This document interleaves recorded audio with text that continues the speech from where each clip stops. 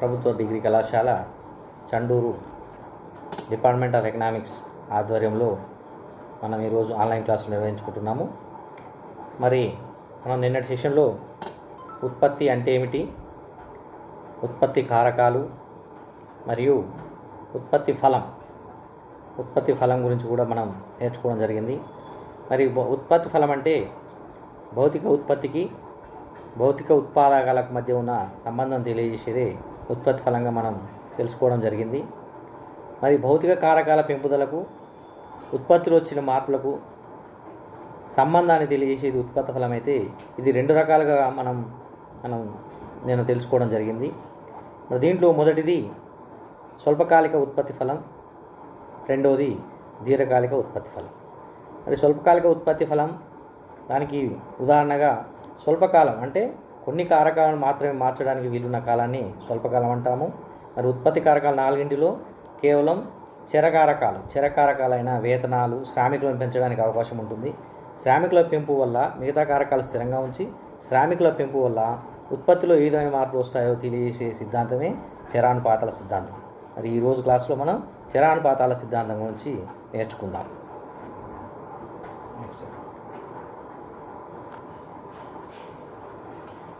మరి స్వల్పకాలిక ఉత్పత్తి ఫలం ఉదాహరణ అయిన చరానుపాతాల సిద్ధాంతం, దీన్నే మనం క్షీణ ప్రతిఫలాల సిద్ధాంతం అని కూడా అంటాం. The law of variable production. The law of variable production మనకి ఏం తెలియజేస్తుంది?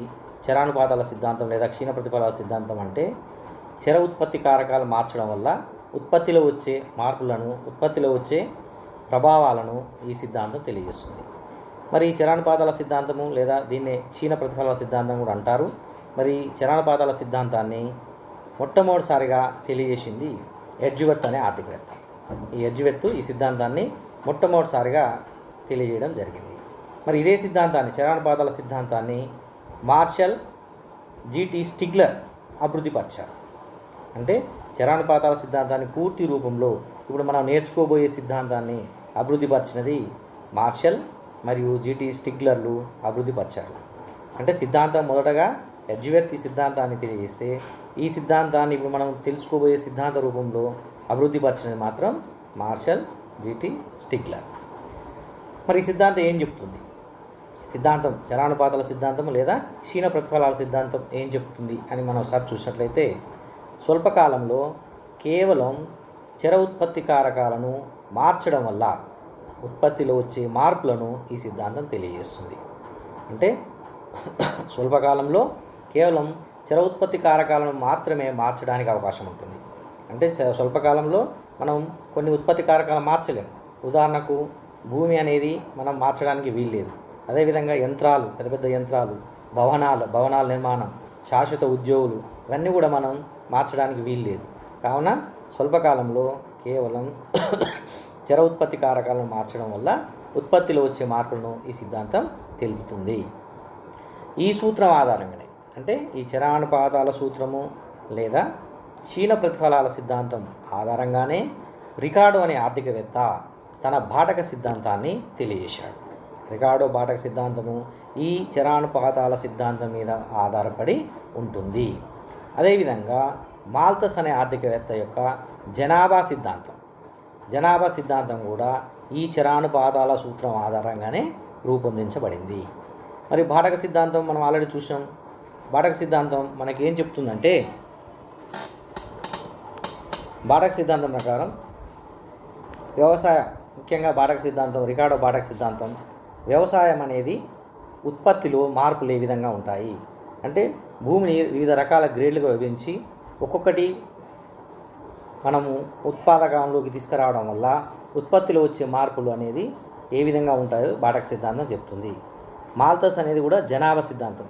ఈ మాల్తస్ జనాభా సిద్ధాంతం మనకు తెలుసు, జనాభా పెరుగుదలకు ఆహారానికి మధ్య ఉన్న సంబంధం తెలియజేస్తుంది.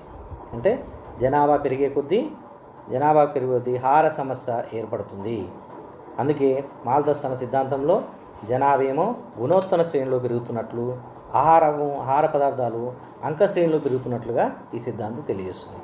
మరి ఈ రెండు సిద్ధాంతాలకు, రికార్డో బాటక సిద్ధాంతము మరియు మాల్తస్ జనాభా సిద్ధాంతాలకు ఆధారం ఏంటంటే ఈ చరానుపాతాల సిద్ధాంతము.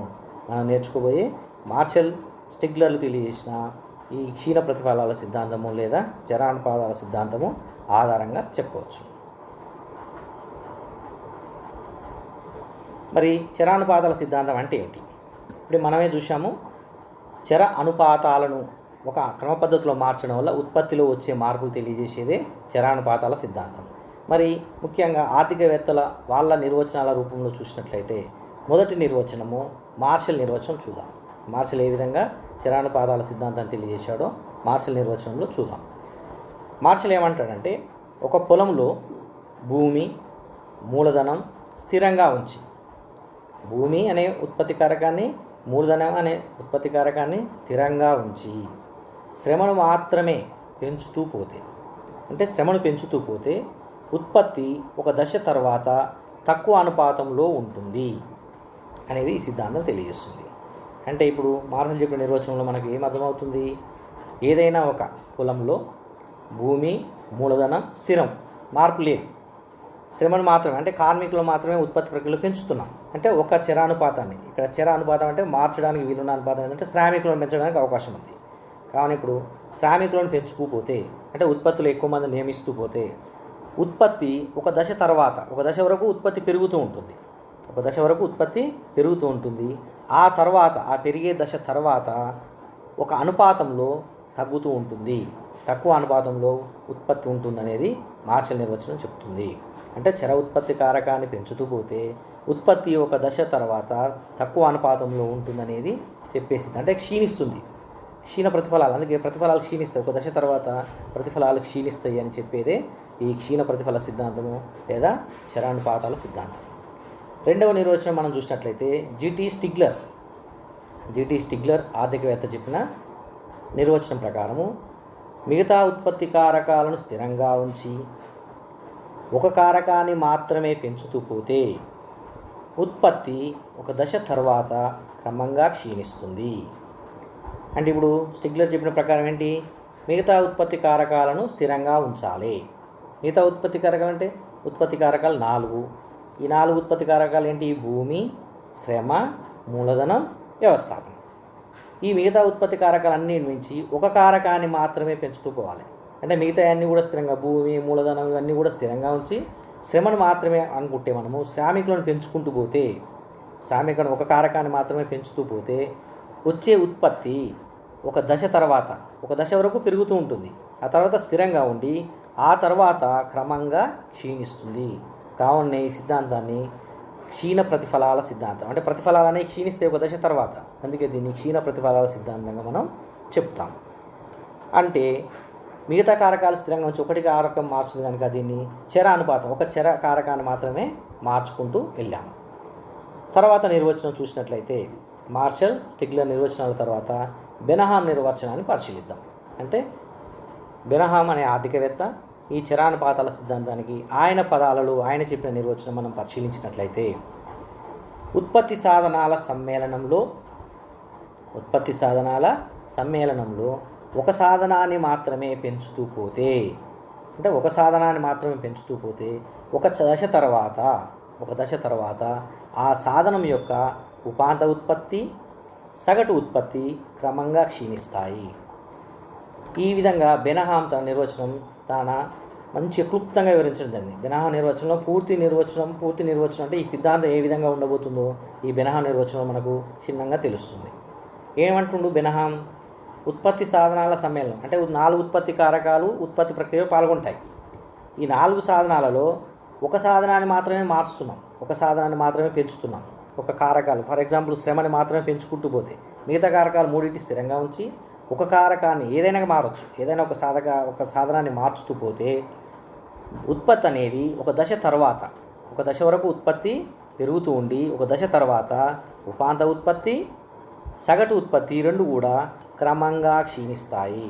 అంటే క్రమక్రమంగా ఒకేసారి క్షీణించకుండా క్రమక్రమంగా ఈ రెండు ఉపాంత ఉత్పత్తి, మార్జినల్ ప్రొడక్టివిటీ మరియు యావరేజ్ ప్రొడక్టివిటీ రెండు కూడా ఒక దశ తర్వాత క్షీణిస్తాయి. ఈ విధంగా ఈ ముగ్గురు నిర్వచనాలను మార్షల్, స్టిగ్లర్, బెనహాం నిర్వచనాలని మనం పరిశీలించినట్లయితే మనకు పూర్తిగా ఈ సిద్ధాంతం అవగాహన అవుతుంది. ఏంటి? చరానుపాతాల సిద్ధాంతం ఒక చరకారకాన్ని ఒక చరకారకాన్ని మాత్రమే మారుస్తూ ఉంటే అంటే పెంచుతూ ఉంటే ఉత్పత్తి అనేది ఒక దశ తర్వాత క్రమంగా క్షీణిస్తుంది. కావుననే ఈ సిద్ధాంతానికి క్షీణ ప్రతిఫలాల సిద్ధాంతం, ప్రతిఫలాలు క్షీణిస్తాయి కదా ఒక దశ తర్వాత, అందుకే దీనికి క్షీణ ప్రతిఫలాల సిద్ధాంతం అని పేరుంది. అదేవిధంగా చర అనుపాతాల సిద్ధాంతం అని పేరు ఉండడం జరిగింది. మరి ఈ సిద్ధాంతం గురించి తెలుసుకునే ముందు ఈ సిద్ధాంతం కొన్ని ప్రమేయాల ఆధారంగా రూపొందించడం జరిగింది. ఈ ప్రమేయాలు ఆధారంగా ఈ సిద్ధాంతాన్ని వివరించడం జరిగింది మార్షల్. మరి ఏంటి ఆ ప్రమేయాలు? మొదటి ప్రమేయం చూసినట్లయితే ఈ సూత్రము స్వల్పకాలానికి సంబంధించినది. అంటే ఈ చరానుపాతాల సిద్ధాంతం అనేది స్వల్పకాలానికి వర్తిస్తుంది, అంటే దీర్ఘకాలానికి వర్తించదు. స్వల్పకాలంలో మాత్రమే ఈ సిద్ధాంతము పనిచేస్తుంది. స్వల్పకాలమే ఉండాలి. ఈ సిద్ధాంతాన్ని పరిశీలించాలంటే స్వల్పకాలాన్ని మాత్రమే తీసుకోవాలి మనం. రెండవది ఏంటంటే ఉత్పత్తి కారకాల అనుపాతాన్ని మార్చవచ్చును. కండిషన్ ప్రమేయం అంటే ఒక కారకాన్ని మాత్రం మార్చవచ్చు. ఒక కారకాన్ని ఏదైనా ఒక కారకాన్ని మనం అనుపాతం అంటే పెంచడానికి వీలుంది. ఫర్ ఎగ్జాంపుల్ ఇక్కడ మనం శ్రమ అనే కారకాన్ని తీసుకుంటే శ్రామికులను పనిలో పెంచుకుంటూ పోవడానికి అవకాశం ఉంది, మార్చవచ్చును అనేది ప్రమేయం. మూడవ ప్రమేయం చూసినట్లయితే చర ఉత్పత్తి కారక యూనిట్లు సజాతీయం. చర ఉత్పత్తి కారక యూనిట్లు సజాతీయం అంటే చర అంటే మార్చడానికి వీలున్న ఉత్పత్తి కారకము. ఇక్కడ మనం శ్రామికులు అనుకున్నాం. ఈ శ్రామిక యూనిట్లు సజాతీయం. సజాతీయం అంటే ఒకే రకంగా ఉంటుందని, వాళ్ళ శ్రామిక శక్తి ఒకే రకంగా ఉంటుందని. అంతే తప్ప శ్రామికులందరూ ఒకే రకంగా ఉంటారని కాదు. శ్రామికులందరూ కూడా సమానంగా ఒకే కలర్లో ఒకే ముక్కు ఒకే చెవులు ఉంటారని కాదు. సజాతీయం అంటే అలా కాదు. అంటే అందరూ కూడా శ్రమ చేయడం, వాళ్ళ యొక్క శ్రమ సమానం, పని చేయడం అనేది సమానంగా ఉంటుంది, సజాతీయంగా ఉంటుంది.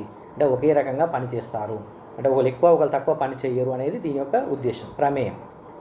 నెక్స్ట్ నాలుగో ప్రమేయం చూసినట్లయితే సాంకేతిక పరిజ్ఞానంలో మార్పు ఉండదు. అంటే ఉత్పత్తి ప్రక్రియలో ఏదైతే ఉత్పత్తి ప్రక్రియలో సాంకేతిక పరిజ్ఞానం వాడుతున్నామో, సాంకేతిక పరిజ్ఞానం అంటే యంత్రాలు, యంత్ర పరికరాలు, ఇవన్నీ కూడా సాంకేతిక ప్రక్రియలకు వస్తాయి. ఇవన్నిటిలో మార్పు ఉండదు. అంటే అంతకుముందు ఏవైతే వాడుతున్నామో ఆ యంత్ర పరికరాలని ఇప్పుడు మాత్రం వాడుతుండాలి. అంటే అందులో మార్పు ఉన్న కొత్త టెక్నాలజీ వాడడానికి వీలు లేదు అనేది ప్రమేయం, కండిషన్. ఐదవ ప్రమేయం చూసినట్లయితే మిగతా కారకాలను స్థిరంగా ఉంచి ఒక కారకాన్ని మాత్రమే మార్చగలను. మిగతా కారకాలంటే 4 కారకాల మొత్తంలో ఒక కారకం మాత్రమే మార్చాలి, కండిషన్. అందుకేగా మన స్వల్పకాలిక చరానుపాతాల సిద్ధాంతం స్వల్పకాలిక సిద్ధాంతం అని చెప్పేది అందుకే. అంటే మిగతా కారకాలన్నీ స్థిరంగా ఉంచి ఒకటి మాత్రమే మార్చడానికి అవకాశం ఉంటుంది అనేది దీని యొక్క ప్రమేయం. ఈ ప్రమేయాల ఆధారంగా అంటే ఇప్పుడు స్వల్పకాలానికి సంబంధించింది, ఒక కారకాన్ని మార్చవచ్చును, చర ఉత్పత్తి కారకాలని సజాతీయము, సాంకేతిక పరిజ్ఞానంలో మార్పు ఉండదు, అదేవిధంగా ఒక కారకాన్ని మాత్రం మార్చడానికి వీలుంటుంది, మిగతా కారకాలన్నీ స్థిరం అనే ప్రమేయాల ఆధారంగా చరానుపాతాల సిద్ధాంతం అంటే ఏ విధంగా ఉంటుందో మనం ఇప్పుడు చూడబోతున్నాము. ఈ సిద్ధాంతం నిరూపించుటకు ఈ చరానుపాతాల సిద్ధాంతం లేదా క్షీణ ప్రతిఫలాల సిద్ధాంతాన్ని నిరూపించడానికి 3 కొలమానాలను ఉపయోగించారు. మార్షల్ ఈ సిద్ధాంతం నిరూపించడానికి మనకు 3 కొలమానాల ఆధారంగా ఈ సిద్ధాంతాన్ని వివరించడం జరిగింది. దీంట్లో మొదటి కొలమానము మొత్తం ఉత్పత్తి.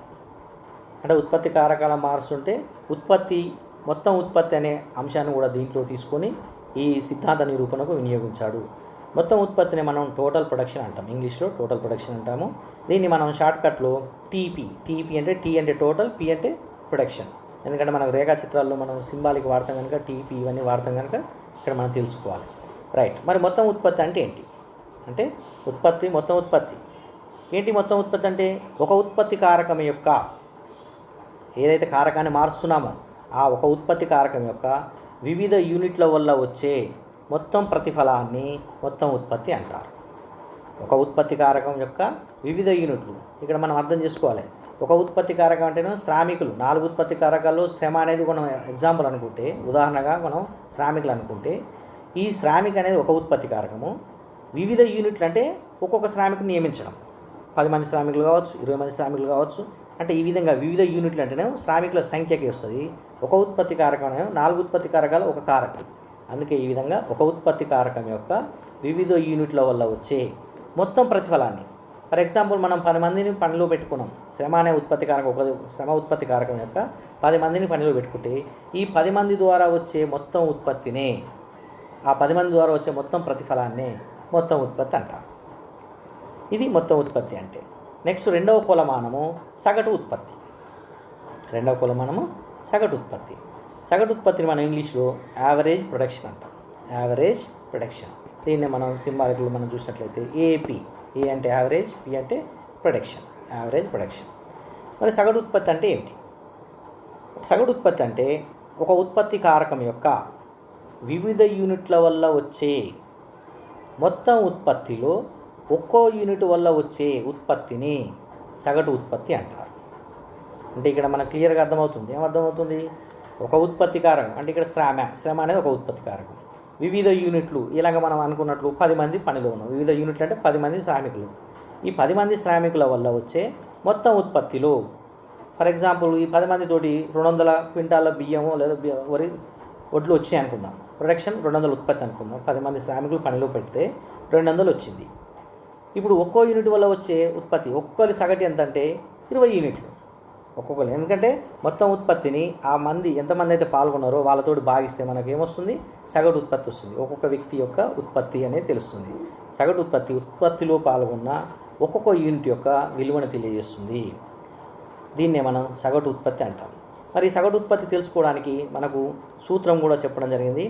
సగటు ఉత్పత్తి ఈజ్ ఈక్వల్ మొత్తం ఉత్పత్తి బై ఉత్పత్తి కారకాల సంఖ్య. మనం ఎలాగ అనుకున్నాం కదా, సగటు ఉత్పత్తి తెలవాలంటే సగటు ఉత్పత్తి ఈజ్ ఈక్వల్ ఇలాగ మనం ఎగ్జాంపుల్ మొత్తం ఉత్పత్తి అంటే 200 క్వింటాల్స్, 200 కేజీలు అనుకుందాం.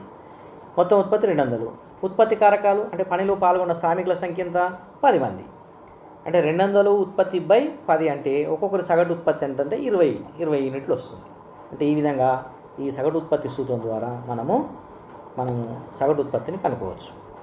దీన్ని ఇంగ్లీష్లో చూసినట్లయితే ఏపీ అంటే average production is equal TP by queue.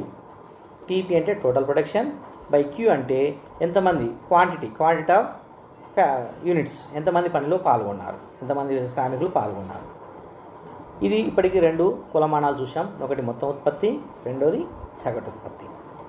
మరొకటి మూడవది అతి ముఖ్యమైనది ఉపాంత ఉత్పత్తి. ఉపాంత ఉత్పత్తిని మనం ఇంగ్లీష్లో మార్జినల్ ప్రొడక్షన్ అంటాం. Marginal production. దీన్ని మనం ఎంపీ అని రాస్తాం. ఎం అంటే మార్జినల్, పి అంటే ప్రొడక్షన్, ఎంపీ. మరి ఉపాంత ఉత్పత్తి అంటే ఏమిటి? మనం చూసినట్లయితే ఒక అదనపు ఉత్పత్తి కారకమును అంటే ఒక పనిలో ఒక అదనపు ఉత్పత్తి కారకమును ఉపయోగించడం వల్ల వచ్చే అదనపు ఉత్పత్తినే ఉపాంత ఉత్పత్తి అంటారు. ఒక ఉత్పత్తి ప్రక్రియలో అదనంగా ఎంతమందిని అయితే శ్రామికులను నియమిస్తున్నాం, ఒక్కొక్క శ్రామికుని అదనంగా పెట్టుకుంటూ పోతుంటే ఒక్కొక్క శ్రామికుడిని పెట్టుకున్నప్పుడల్లా పనిలో ఉత్పత్తులు ఎంత పెరుగుదల వస్తుంది. ఒక్కొక్క వ్యక్తి నియమించాము, ఉత్పత్తులు ఎంత పెరుగుదల వచ్చింది. మళ్ళీ ఇంకొకరు నియమించాము, ఉత్పత్తిలో అంటే అదనంగా వచ్చే ఒకరిని నియమించడం వల్ల మొత్తం ఉత్పత్తిలో వచ్చే మార్పు అదనపు ఉత్పత్తిని మనం ఉపాంత ఉత్పత్తి అంటాం. మరి ఉపాంత ఉత్పత్తి తెలుసుకోవడానికి కూడా సూత్రం అనేది చెప్పడం జరిగింది. ఉపాంత ఉత్పత్తి ఈజ్ ఈక్వల్ మొత్తం ఉత్పత్తిలో వచ్చిన మార్పు బై ఉత్పత్తి కారకాలలో వచ్చిన మార్పు. మొత్తం ఉత్పత్తిలో వచ్చిన మార్పు బై ఉత్పత్తి కారకాలలో వచ్చిన మార్పు. దీన్ని ఎగ్జాంపుల్గా చూసినట్లయితే మనము ఉపాంత ఉత్పత్తి తెలుసుకోవాలంటే మనం ఇలాంటి ఎగ్జాంపుల్నే మనం చూసినట్లయితే 10 మంది పనిలో పెట్టుకున్నప్పుడు 10 మంది పనిలో మనం నియమించినాము. 10 మంది పనిలో నియమించినప్పుడు మొత్తం ఉత్పత్తి 200 ఉంది. మనం ఇలాంటి ఎగ్జాంపుల్ చూసినట్లయితే ఫర్ ఎగ్జాంపుల్గా 10 మంది పనిలో ఉన్నప్పుడు 200 ఉత్పత్తి ఉన్నది. మొత్తం ఉత్పత్తి 200. 11వ వ్యక్తి నియమించాం. 10 మంది తర్వాత ఒక అదనంగా నియమిస్తున్నాం. 11వ వ్యక్తి నియమించినప్పుడు మొత్తం ఉత్పత్తి 220 అయింది అనుకుందాం. 220 అంటే ఇప్పుడు ఉత్పత్తిలో మార్పు ఎంత? 20 యూనిట్లు. 200 నుంచి 220 అయింది కనుక ఉత్పత్తిలో మార్పు 20 యూనిట్లు. ఉత్పత్తి కారకాల్లో మార్పు, కారకాల్లో 10 నుంచి 11 అయింది అంటే 1 మార్పు. అంటే 11 అంటే ఇక్కడ 20/1 అంటే మనకు 20. అంటే అదనపు ఉత్పత్తి ఒక శ్రామికుని అదనంగా నియమించడం వల్ల అదనపు ఉత్పత్తిలో వచ్చే మార్పే ఉపాంత ఉత్పత్తి కింద మనం తెలుసుకోవడం జరుగుతుంది. దీన్ని సూత్రం కూడా తెలియజేయడం జరిగింది. MP is equal delta TP by delta Q. MP అంటే marginal production is equal delta అంటే మార్పు అనే అర్థం. డెల్టా సింబల్ డెల్టా అంటే మార్పు.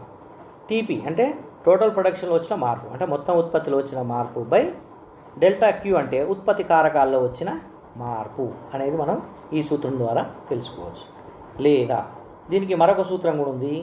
MPN is equal TPN minus 1. ఇది బాగా అర్థం చేసుకుంటే కూడా ఈ రెండో సూత్రం ఉపయోగించిన మనకు తెలుస్తుంది. ఇలాగ మనం ఎగ్జాంపుల్ తీసుకుంటే ఎలాగో 20 వచ్చింది కదా, మొత్తం ఉత్పత్తి 220, 200 నుంచి 220 అంటే డెల్టా మార్పు 20, ఉత్పత్తి కారకాల్లో 10 నుంచి 11 అంటే మార్పు 1, కావున 20/1 అంటే ఆన్సర్ 20 వచ్చింది. ఈ సూత్రంలో కూడా మనం కనుక్కోవచ్చు. ఎట్లా? ఎంపీ మార్జిన్ ఆఫ్ ప్రొడక్షన్ ఎన్ అంటే ఇక్కడ ఏంది? నెంబర్, ఎన్నో వ్యక్తిది అనేది ఎంపీఎన్ అంటే ఇప్పుడు 11వ వ్యక్తి తెలుసుకోవాలి. 10 మంది ఉత్పత్తిలో పాల్గొంటే 200 ఉత్పత్తి, 11వ వ్యక్తి వల్ల 220 అయింది.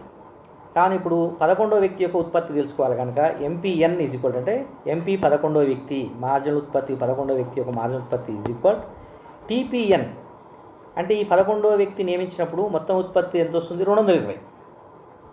టీపీఎన్ అంటే ఈ 11వ వ్యక్తి ఉన్నప్పుడు మొత్తం ఉత్పత్తి ఎంత? కావున ఇప్పుడు టీపీఎన్ అంటే 220 మైనస్ టీపీఎన్ మైనస్ 1. ఎన్ అంటే 11వ వ్యక్తి కదా, ఎన్ మైనస్ 1 అంటే 10వ వ్యక్తి.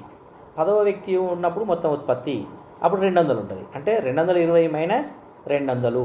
ఇప్పుడు ఈ అదనంగా 11వ వ్యక్తి యొక్క ఉత్పత్తి ఏమొస్తుంది? ఇప్పుడు 20 వస్తుంది. అంటే 220 మైనస్ 200 కనుక ఇప్పుడు 20 వస్తుంది.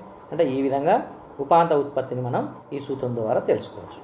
అంటే ఈ చరానుపాతాల సిద్ధాంతము లేదా క్షీణ ప్రతిఫలాల సిద్ధాంతము తెలుసుకోవడానికి మార్షల్ ఈ 3 కొలమానాల ఆధారంగా ఈ సిద్ధాంతాన్ని నిరూపించడం జరిగింది. ముందుగా దీనికి ప్రమేయాలు చూసాము.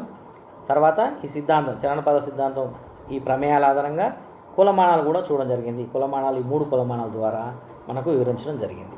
మొత్తం ఉత్పత్తి, సగటు ఉత్పత్తి, ఉపాంత ఉత్పత్తి. రైట్. మరి ఈ సిద్ధాంతాన్ని నిరూపించడానికి మార్షల్ ఒక ఎగ్జాంపుల్ ఉదాహరణ తీసుకొని రేఖ పట్టిక ద్వారా మనకు వివరంగా వివరించడం జరిగింది. అంటే ప్రతిఫలాల్లో మార్పు ఏ విధంగా ఉంటాయి అనేది వివరించడం జరిగింది. ముందుగా ఇక్కడ పట్టికలో మనం చూసినట్లయితే ముందుగా శ్రామికుల సంఖ్య అంటే పనిలో పెట్టుకునే వారి సంఖ్య, దీన్ని క్యూ అన్నాం. క్యూ సూత్రంలో మనం క్యూ వాడాం కదా, శ్రామికుల సంఖ్యని క్యూతో సూచిస్తున్నాము. ఒక శ్రామికుడిని, రెండో శ్రామికుడు, ఈ విధంగా 7 మంది శ్రామికులను పనిలో నియమించుకున్నట్లుగా మనం మొదటి కాలంలో చూసాం. మొదటి కాలం మొత్తం కూడా శ్రామికుల సంఖ్యను తెలియజేస్తుంది. నెక్స్ట్ రెండవ కాలము మొత్తం ఉత్పత్తి. అంటే మొత్తం ఉత్పత్తి ఎంత ఉంటుంది? ఒక వ్యక్తి ఉన్నప్పుడు 5 మొత్తం ఉత్పత్తి వచ్చింది. 2 వ్యక్తులు కాగానే ఉత్పత్తి పెరుగుతుంది. 2వ వ్యక్తి పనిలో పెట్టినప్పుడు 12 మొత్తం ఉత్పత్తి అయింది. 3 పెట్టినప్పుడు 18 అయింది. 4వ వ్యక్తికి 20, 5వ వ్యక్తికి 20, 6వ వ్యక్తికి 18, 7వ వ్యక్తికి 14. అంటే ఈ విధంగా మొత్తం ఉత్పత్తి అనేది పెరుగుకుంటూ పోయి మళ్ళీ చివరికి తగ్గుతున్నట్టుగా మనకి ఈ పట్టికలో అర్థమవుతుంది. నెక్స్ట్ తర్వాత సగటు ఉత్పత్తి 3వ కాలంలో మనం చూసినట్లయితే సగటు ఉత్పత్తిని తెలియజేసే కాలం ఇది. ఆల్రెడీ మనం ఆ పట్టికలో మనకు ఏపీ ఈజ్ ఈక్వల్ టు టీపీ/క్యూ సూత్రం కూడా ఇక్కడ చూపించడం జరిగింది. అంటే ఇది రావాలంటే ఏం చేయాలి? ప్రతి లైన్కు టీపీ అంటే మొత్తం ఉత్పత్తి బై శ్రామికుల సంఖ్య. ఫర్ ఎగ్జాంపుల్ మొదటి లైన్లో మనకు టీపీ 5 ఉంది, శ్రామికుల సంఖ్య 1 ఉంది. 5/1 అంటే 5 ఆన్సర్ అవుతుంది. రెండవ రోలో చూసినట్లయితే మొత్తం ఉత్పత్తి రెండో రో 12 ఉన్నది. 12 బై శ్రామికుల సంఖ్య ఎంత? 2. కావున 12/2 అంటే సగటు ఉత్పత్తి 6. మూడో లైన్లో 18 ఉంది, మొత్తం టీపీ 18. థర్డ్ రోలో మూడో రోలో 18 ఉంది, శ్రామికుల సంఖ్య 13. ఒక్కొక్కరికి వచ్చేది 6. అంటే ఈ విధంగా ప్రతి ఒక్కటి చేస్తే సగటు ఉత్పత్తి 5, 6, 6, 5, 4, 3, 2 ఈ విధంగా సగటు ఉత్పత్తి కొంతకాలం పెరిగి తర్వాత క్షీణిస్తున్నట్టుగా మనకు ఈ పట్టిక ద్వారా అర్థమవుతుంది. తర్వాత ఉపాంత ఉత్పత్తి మనం పైన సూత్రం కూడా రాశాము. ఎంపీ ఈజ్ ఈక్వల్ డెల్టా టీపీ/డెల్టా/క్యూ అంటే ఉత్పత్తిలో వచ్చే మార్పు బై కారకాల్లో వచ్చే మార్పు. మొదటి రోలో చూసినట్లయితే మొదటి రోలో ఉపాంత ఉత్పత్తి ఉండదు, లేకపోతే 5గా తీసుకోవచ్చు మనం. ఎందుకంటే అదనంగా శ్రామికులు నియమిస్తలేము కదా, అదే సగటు ఉత్పత్తి అవుతుంది. లేదంటే ఏది కూడా ఉపాంత ఉత్పత్తి కూడా 0 అన్నట్టుగా మనం చూపించవచ్చు. నెక్స్ట్ రెండవ లైన్ చూసినట్లయితే సగటు ఉత్పత్తి ఉపాంత ఉత్పత్తి ఏ విధంగా వస్తుందంటే ఉత్పత్తిలో మార్పు చూడాలి ఫస్ట్. అంటే రెండో శ్రామికునికి మొదటి శ్రామికుని ఉత్పత్తిలో మార్పు. రెండో శ్రామికుడు 12 ఉంది మొత్తం ఉత్పత్తి, ఫస్ట్ శ్రామికుడు 5. అంటే 12లో 5 పోతే 7. 7 బై ఇక్కడ ఏమొస్తుంది? శ్రామికుల మార్పు 1. 2 - 1 అంటే 1. 7/1 అంటే మనకేమొస్తుంది? 7 వస్తుంది ఆన్సర్. తర్వాత మూడో శ్రామికుని అదనపు ఉత్పత్తి తెలుసుకోవాలంటే 18. మూడో శ్రామికుడు మొత్తం ఉత్పత్తి 18, రెండో శ్రామికుని ఉత్పత్తి 12 అంటే 6 వస్తుంది. మైనస్ చేయాలి, ఈ రెండిట్లో మైనస్. ఈ విధంగా మైనస్ చేస్తే మనకు రెండో శ్రామికునికి 7 ఉపాంత ఉత్పత్తి, మూడో శ్రామికం వల్ల 6, నాలుగో శ్రామికం వల్ల 2, ఐదో శ్రామికుడికి 0, ఆరో శ్రామికి -2, ఏడో శ్రామికి మైనస్ అంటే ఇక్కడ రుణాత్మకం, అంటే ప్రతిఫలాలు క్షీణిస్తున్నాయి అన్నట్టు. అందుకే ఈ విధంగా ఈ మొత్తం ఉత్పత్తి, సగటు ఉత్పత్తి, ఉపాంత ఉత్పత్తి ఈ 3 కులమానాల ఆధారంగా ప్రతిఫలాలు ఏ విధంగా ఉంటాయో మనం ఈ పట్టికలో మనకు అర్థమవుతుంది. మరి ఏ విధంగా ఉన్నాయి మనం చూసినట్లయితే చూడండి, ఇక్కడ చివరి దశలు ఈ ప్రతిఫలాలని 3 దశలుగా మనం పేర్కొనడం జరిగింది ఈ పట్టికలో. ఈ పట్టిక ఆధారంగా మనం 3 దశలుగా వర్గీకరించడం జరిగింది. మొదటి దశ చూడండి, రెండవ శ్రామికుని వరకు 1, 2వ శ్రామికుని వరకు కూడా వృద్ధి ప్రతిఫల దశ, వృద్ధి ఫలాల దశ. వృద్ధి ఫలాలు ఎందుకంటే మొత్తం ఉత్పత్తి పెరిగింది, సగటు ఉత్పత్తి పెరిగింది. మొత్తం ఉత్పత్తి 5 నుంచి 12 పెరిగింది, సగటు ఉత్పత్తి 5 నుంచి 6 అయింది. తర్వాత ఉపాంత ఉత్పత్తి కూడా పెరిగింది, 5 నుంచి అక్కడ 0 అనుకున్నా కానీ 5 అనుకున్నా ఏదైనా ఒకటి 7 వరకు పెరిగింది. అందుకే ఇక్కడ 3 పెరిగినాయి కనుక 3 టీపీ, ఏపీ, ఎంపీ పెరిగినాయి కనుక అన్నీ పెరిగినాయి కనుక ఇది వృద్ధి ఫల దశ అంటాం. ప్రతిఫలాలు ఎక్కువగా ఉన్నాయి. తర్వాత మూడో శ్రామికుడి నుంచి 3, 4, 5వ శ్రామికుని వరకు 5వ శ్రామికుని వరకు కూడా మనకు మొత్తం ఉత్పత్తి పెరుగుతూ ఉన్నది, మొత్తం ఉత్పత్తి పెరుగుతుంది. తర్వాత సగటు ఉత్పత్తి ఏమవుతుంది, క్రమంగా క్షీణిస్తుంది సగటు ఉత్పత్తి. ఎట్లా 6 నుంచి 5, 5 నుంచి 4 ఒక్కొక్కటి దక్కుంటూ క్రమంగా క్షీణిస్తుంది. కానీ ఉపాంత ఉత్పత్తి మాత్రం వేగంగా క్షీణిస్తుంది. ఒక్కసారి 7 నుంచి 6, 6 నుంచి తర్వాత 2కి వచ్చేసింది, 2 నుంచి 0 అయిపోయింది. అంటే ఈ విధంగా ఈ ఉపాంత ఉత్పత్తి అనేది క్రమంగా క్షీణిస్తూ 0 అయిపోయింది, 0కి అయిపోయింది. అంటే ఇప్పుడు 5వ శ్రామికుని వల్ల అదనపు ఉత్పత్తి ఏమి లేదు, ఆయన పనిలో పెట్టినా ఒకటే, పెట్టకున్నా ఒకటే.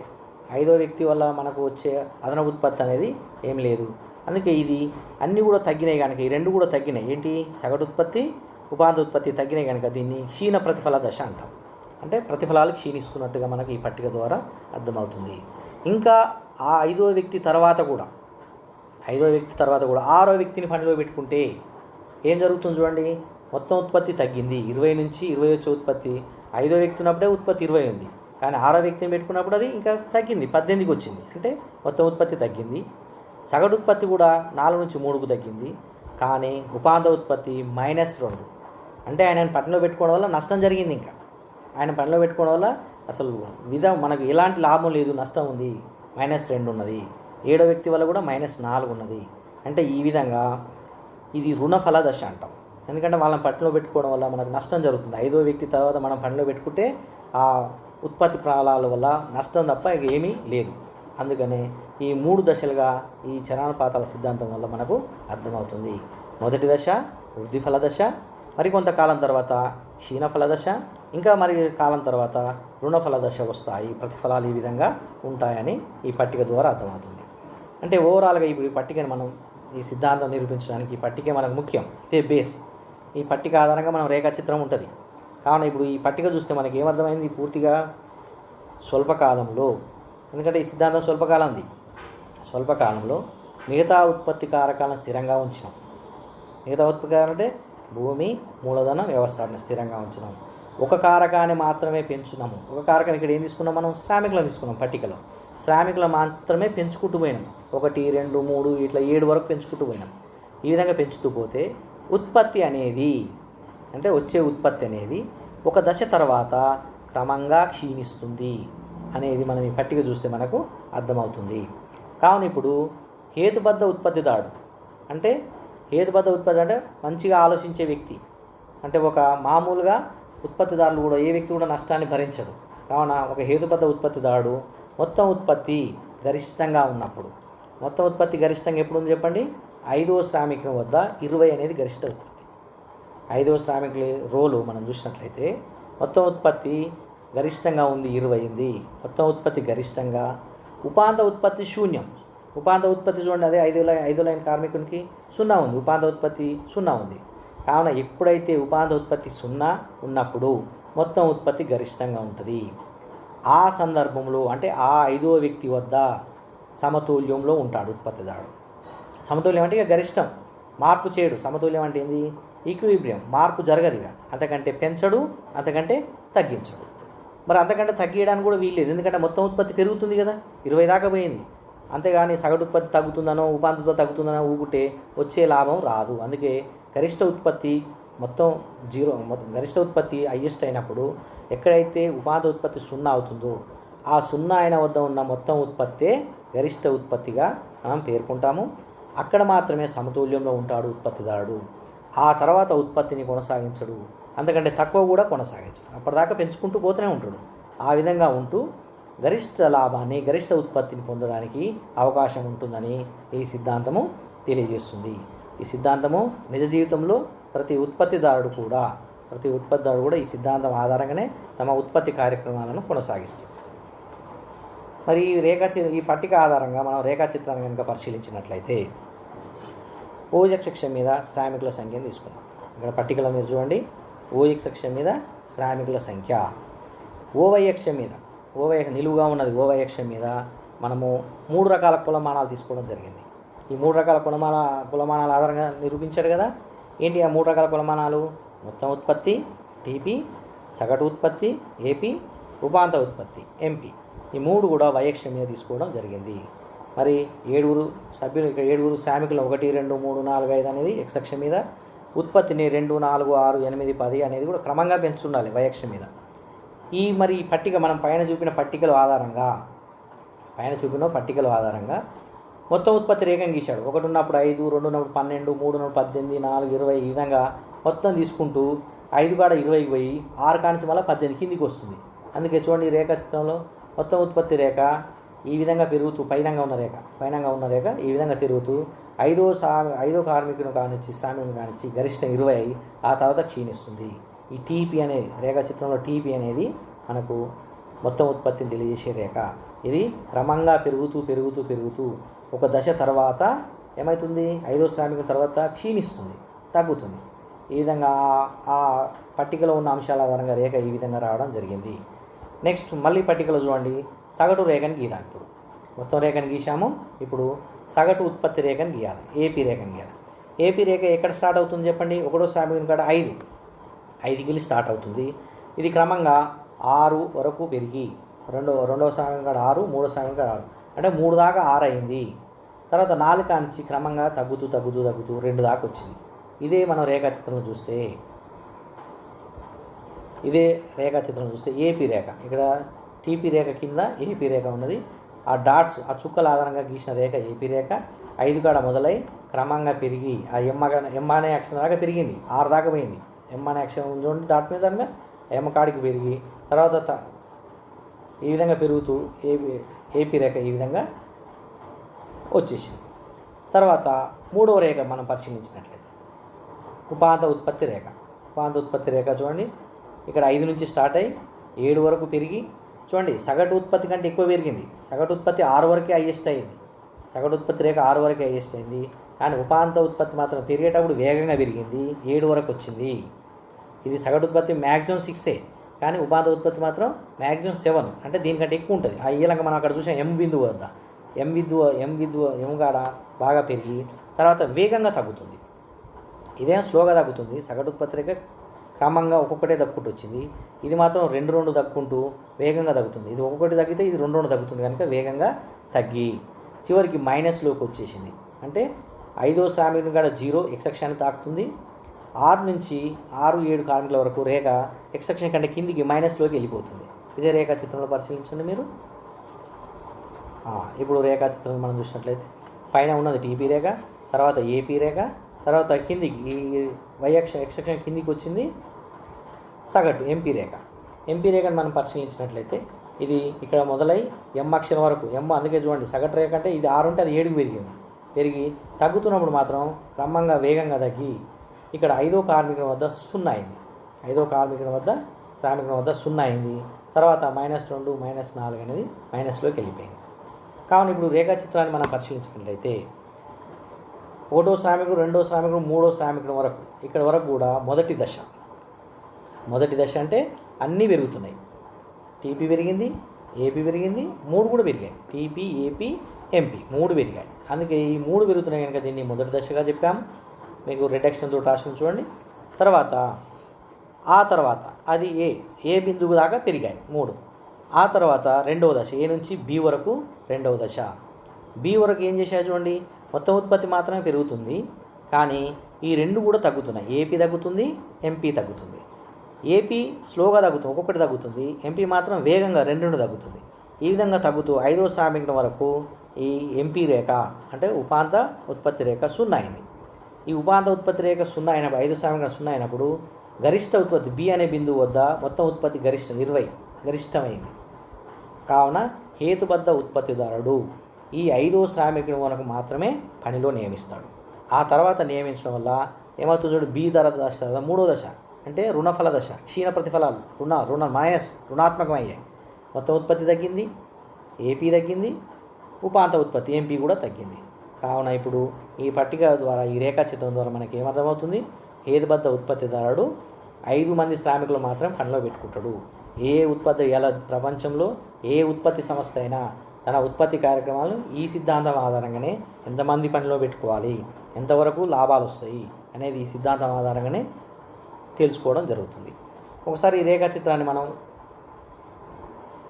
పరిశీలించినట్లయితే మనం ఎప్పుడైనా చూడండి, మనకి ఎగ్జామ్లో అయినా సరే పట్టిక అవసరము, పట్టిక వివరణ అవసరము. ఆ పట్టిక ఆధారంగా రేఖాచిత్ర వివరణ కూడా చాలా అవసరం. రేఖాచిత్రం ఏం చెప్తుందో మనకు తెలుసు, కానీ రేఖాచిత్రం ఏం తెలుస్తుందో మనం మరొకసారి పరిశీలించినట్లయితే రేఖాచిత్రంలో ఓఎక్స్ అక్షం మీద మనం రేఖాచిత్రం రాసేటప్పుడు ఎప్పుడైనా ఓఎక్స్ అక్షం మీద ఏం తీసుకున్నాం, శ్రామికుల సంఖ్య రాయాలి. మనం పట వివరణ అనేది రాసి ఓఎక్స్ అక్షం మీద శ్రామికుల సంఖ్య, ఓఎక్స్ మీద ఏం తీసుకున్నాము, మొత్తం ఉత్పత్తి, సగటు ఉత్పత్తి, ఉపాంత ఉత్పత్తి, ఈ 3 కూడా అక్కడ తీసుకున్నట్టుగా మనం ఓఎక్స్ అక్షం మీద ఏం తీసుకున్నాం, ఓఎక్స్ మీద ఏం రాసుకున్నాం రాయాలి. ఆ తర్వాత ఈ రేఖాచిత్రాల వివరణ కూడా ఇవ్వాలి. టీపీ రేఖ అంటే ఏంటి, మొత్తం ఉత్పత్తి రేఖ. ఏపీ రేఖ సగటు ఉత్పత్తి రేఖ. తర్వాత ఎంపీ రేఖ ఉపాంత ఉత్పత్తి రేఖ.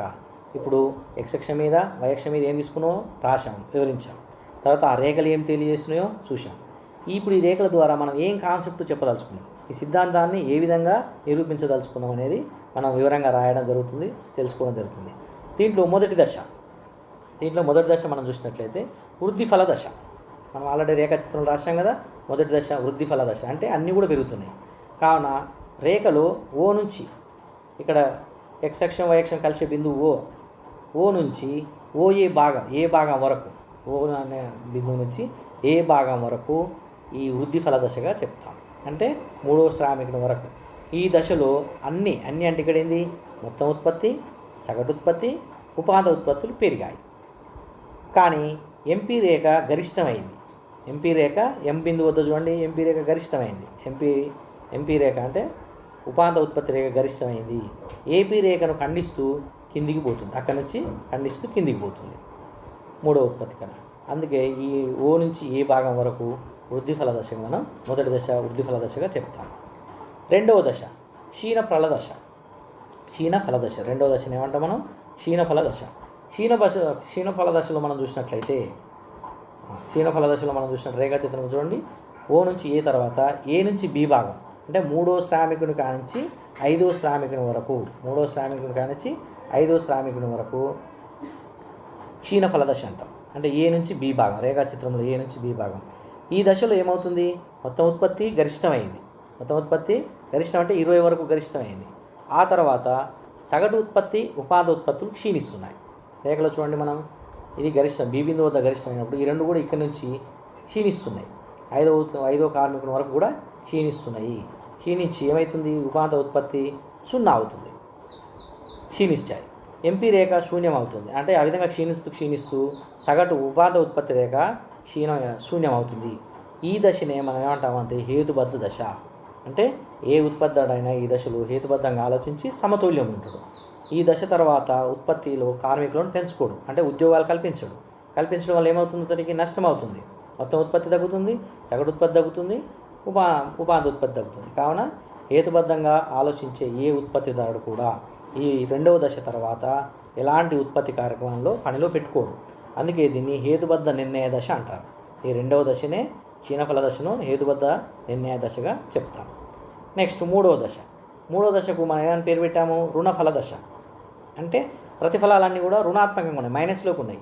ఇది ఎక్కడ ఉంది, రేఖాచిత్రంలో బి రేఖ తర్వాత భాగం, ఈ బి రేఖ గరిష్ట బి రేఖ నుంచి ఈ కింది భాగం టీపీ వరకు ఈ భాగం అంతా కూడా మూడో దశ, ఇది రుణఫల దశ. అంటే ఇక్కడ ఏంది, బి రేఖ తర్వాత ఈ దశలో అన్నీ అంటే ఇక్కడ మొత్తం ఉత్పత్తి తగ్గుతుంది, సగటు ఉత్పత్తి తగ్గుతుంది, ఉపాంత ఉత్పత్తి కూడా క్షీణిస్తాయి. ఉపాంత ఉత్పత్తి అయితే మరీ మైనస్లోకి వెళ్ళిపోయింది. కావున ఎంపీ రేఖ రుణాత్మకం అయ్యి కిందికి పోతుంది. అంటే ఈ విధంగా రేఖాచిత్రం ఆధారంగా చరానుపాతాల సిద్ధాంతం మనకి ఏం తెలియజేస్తుందంటే, ఉత్పత్తిలో చర ఉత్పత్తి కారకాలను మార్చడం వల్ల, ఇక్కడ చర ఉత్పత్తి కారకం అంటే శ్రామికులను మార్చడం వల్ల, ఉత్పత్తిలో శ్రామికులను మార్చడం వల్ల ప్రతిఫలాలు అనేది ఒక దశ వరకు కూడా పెరిగి, ఒక దశ అంటే ఇక్కడ మొదటి దశ, ఒక దశ వరకు కూడా పెరిగి ఆ తర్వాత క్షీణ ప్రతిఫలాలు ఇస్తూ ఇక్కడ ఏ నుంచి బి వరకు క్షీణ ప్రతిఫలాలు ఇస్తూ బి తర్వాత రుణ ప్రతిఫలాలు వస్తాయి, మైనస్ రుణ ప్రతిఫలాలు వస్తాయి. కావున హేతుబద్ధ ఉత్పత్తిదారుడు తన ఉత్పత్తి కార్యక్రమాలను ఈ పట్టికలో చూపించిన లేదా ఈ రేఖాచిత్రంలో చూపించిన 5వ శ్రామికుని వరకే పనిలో నియమిస్తాడు. 5వ శ్రామికుని వరకు ఉద్యోగ కల్పన చేస్తాడు. ఒకటో వ్యక్తిని ఉద్యోగం తీసుకుంటాడు, లాభాలు వస్తున్నాయి. రెండో వ్యక్తిని పనిలో పెట్టుకుంటాడు, లాభాలు వస్తున్నాయి. మూడో వ్యక్తిని పనిలో పెట్టుకుంటాడు, లాభాలు వస్తున్నాయి. 4, 5 వరకు కూడా లాభాలు వస్తున్నాయి, ఎందుకంటే మొత్తం ఉత్పత్తి పెరుగుతుంది కనుక లాభాలు వస్తున్నాయి. తర్వాత 5వ ఉత్పత్తి తర్వాత పనిలో పెట్టుకుంటే 6వ వ్యక్తిని 7వ వ్యక్తిని పనిలో పెట్టుకుంటే వచ్చిన లాభాలన్నీ పోతున్నాయి, ఇంకా మైనస్. కావున హేతుబద్ధ ఉత్పత్తిదారుడు ఏ ఉత్పత్తి కార్యక్రమంలో కూడా ఈ హేతుబద్ధ దశను దాటి ఉత్పత్తిని కొనసాగించడు. ఈ విధంగా ఈ చరానుపాతాల సిద్ధాంతము మనకు ఓవరాల్గా మనకి ఏం వివరిస్తుందంటే, ఒక చరపాతకాన్ని ఒక చర అనుపాతంలో మారుస్తుంటే ఏ అనుపాతంలో మారిస్తే ఉత్పత్తిలో వచ్చే మార్పులు ఏ విధంగా ఉన్నాయి మనం చూసినట్లయితే, మొదట వృద్ధి దశ, తర్వాత క్షీణ దశ, తర్వాత రుణఫల దశ. ఈ ప్రతిఫలాలు క్షీణిస్తున్నాయి కనుక దీన్నే మనం క్షీణ ప్రతిఫలాల సిద్ధాంతము లేదా చర అనుపాతాల సిద్ధాంతంగా మార్షల్, స్టెగ్లర్లు తెలియజేశారు. మరి ఈ సిద్ధాంతం అనేది చాలా ముఖ్యమైన సిద్ధాంతము. ఇది స్వల్పకాలిక సిద్ధాంతము. స్వల్పకాలంలో కేవలం ఒక ఉత్పత్తి కారకాన్ని మాత్రమే మార్చాము, ఒక చర ఉత్పత్తి కారకాన్ని మాత్రమే మార్చాము. దానికి దీన్ని స్వల్పకాలిక సిద్ధాంతము, స్వల్పకాలిక ఉత్పత్తి సిద్ధాంతం అంటాము. దీన్ని చరానుపాతాల సిద్ధాంతం అంటాము. దీన్నే క్షీణ ప్రతిఫలాల సిద్ధాంతం అని కూడా అంటాము. తర్వాత రేపటి క్లాసులో మనము దీర్ఘకాలిక ఉత్పత్తి ఫల సిద్ధాంతాన్ని మనం తెలుసుకుందాం.